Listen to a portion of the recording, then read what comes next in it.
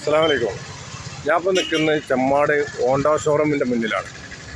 ഞാനിപ്പോൾ ഇവിടുന്ന് ഒരു ഡിയോൻ്റെ വണ്ടി എടുത്തിരുന്നു. അപ്പോൾ നമ്മളിപ്പോൾ 1-2 പ്രാവശ്യം ഇവിടെ അതിൻ്റെ കംപ്ലൈൻറ്റുകൾ പറഞ്ഞുകൊണ്ട് നമ്മളിവിടെ ചെന്നിട്ടുണ്ട്. ഇതാണ് അപ്പോൾ ചെമ്മാട് ഷോറൂമിൽ നിന്നാണ് നമ്മൾ എടുക്കുന്നത്. പക്ഷേ സർവീസിന് ചെന്നപ്പോൾ അവർ പറഞ്ഞ് അത് ബാറ്റിൻ്റെ കംപ്ലൈൻ്റ് ഒന്നും ഇല്ല എന്ന് പറഞ്ഞ് മറക്കി. ഇപ്പോൾ എൻ്റെ വണ്ടി ഇപ്പോൾ വീട്ടിലാണ് കിടക്കുന്നത്. അതിൻ്റെ വീഡിയോ ഞാൻ കുറച്ച് കഴിഞ്ഞാൽ ഫേസ്ബുക്കിൽ വിടും. നമ്മളൊരു കാര്യം എപ്പോഴും മനസ്സിലാക്കേണ്ടതെന്ന് അറിയാം. നമ്മൾ വണ്ടി എടുക്കാൻ പോകുമ്പോൾ അവർ പറയും 3 പ്രാവശ്യം ഫ്രീ സർവീസ്. സാധാരണ അറിയാത്ത ഒരാൾ എന്താ വിചാരിക്കുക, അത് ഫ്രീ സർവീസ് ആണല്ലോ എന്ന് വിചാരിച്ചാൽ നമ്മൾ എടുക്കുകയും ചെയ്യും. എടുത്തതിന് ശേഷം നമുക്ക് 450 റുപ്യ കൊടുത്താൽ നമുക്ക് സാധാരണ വർക്ക്ഷോപ്പിൽ നമ്മൾ ചെയ്തു തരും. അവരെന്താ പറയുക, അതിന് വേറെ എന്തെങ്കിലും നമ്മളെ പേടിപ്പിക്കും. അതിനെന്തെങ്കിലും വേറെ കംപ്ലൈൻറ്റ് ഉണ്ടെങ്കിൽ ഇത്ര റുപ്യ നമ്മൾ അടക്കണം എന്ന് പറഞ്ഞു കഴിഞ്ഞാൽ നമ്മൾ സാധാരണക്കാരൻ അതിൽ പെടും. അപ്പോൾ അവരോട് പറഞ്ഞാൽ നമ്മളിപ്പോൾ എന്താ വെച്ചാൽ ഇത് പറഞ്ഞാൽ വ്യാഴാഴ്ച വരെ കാത്തിക്കണം. വ്യാഴാഴ്ച കമ്പനിയിൽ നിന്ന് വരുള്ളൂ. നമ്മൾ കൃത്യമായിട്ട് നമ്മൾ അടക്കുന്നുണ്ട്. ഇതിൽ ഒരുപാട് ആൾക്കാർ ഇപ്പോൾ ഈ പരിസരത്ത് തന്നെ ഉണ്ടാവും. ഈ വീഡിയോ കാണുന്നവർ എല്ലാവരും നോക്കുക. സർവീസിന് പോകുമ്പോൾ കാര്യങ്ങൾ നമ്മൾ ഓയിൽ നോക്കുക, അത് പെട്രോൾ നോക്കുക, അതുപോലെ ഇൻഷുറിൻ്റെ ആ പേപ്പറായി നമ്മളതിന് നോക്കണം.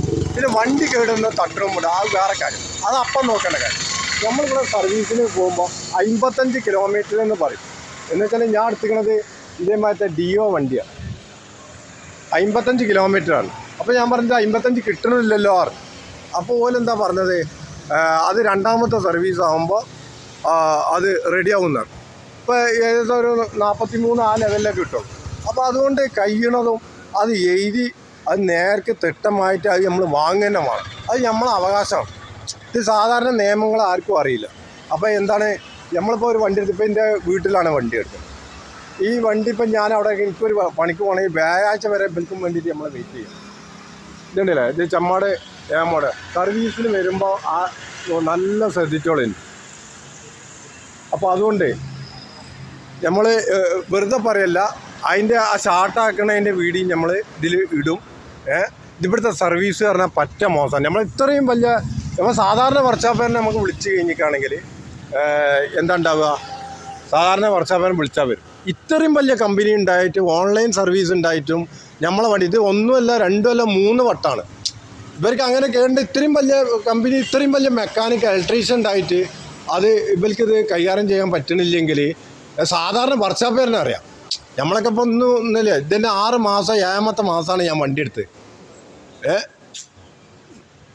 ഇപ്പം എന്നിട്ട് ഈ 7ാമത്തെ മാസം എടുത്തപ്പോൾ വണ്ടിൻ്റെ ബാറ്ററി ഇവർ മാറ്റി തരുന്നില്ല. എന്താ വെച്ചാൽ എന്നോട് വ്യാഴാഴ്ച വരാൻ പറഞ്ഞിരുന്നു. വ്യാഴാഴ്ച വരാൻ പറഞ്ഞപ്പോൾ ഞാൻ എൻ്റെ ജോലി തിരക്കും മൂലം എനിക്ക് വരാൻ പറ്റിയില്ല. അതിൻ്റെ ഒരു തെറ്റ് തന്നെയാണ്. ഇപ്പോൾ എന്നിട്ടും പിന്നെ ഞാൻ പിന്നെ വേറെ ബാറ്ററി മാറ്റി തന്ന ആളെയാണ്.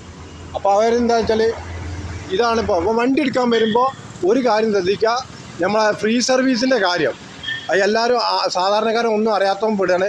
450 കൊടുത്താൽ പുറത്തുനിന്ന് തന്നെ ചെയ്യാം.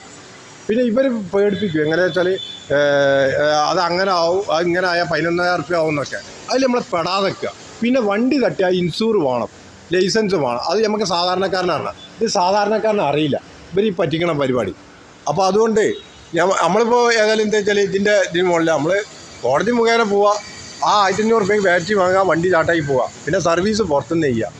ലെബൽ ഈ മാഞ്ഞാളത്തിൽ നിൽക്കുകയാണെങ്കിൽ ഞാൻ ആർക്കെങ്കിലും ഇതേമാതിരി ചെമ്മാട് എന്നല്ല, കേരളത്തെ ഒരു മിക്ക ഷോറൂമിൻ്റെ പരിപാടി വണ്ടി ഇടിപ്പിക്കലാണ് നമുക്ക്. അപ്പോൾ അതുകൊണ്ട് ഇവിടെ ആർക്കെങ്കിലും സർവീസ് ഇങ്ങനെ മോശമായിരിക്കണമെന്നുണ്ടെങ്കിൽ നിങ്ങൾ കമൻ്റ് ഇടുക. അത് മറ്റുള്ളവർക്കും കൂടി ഉപകാരപ്പെടാനാണ്.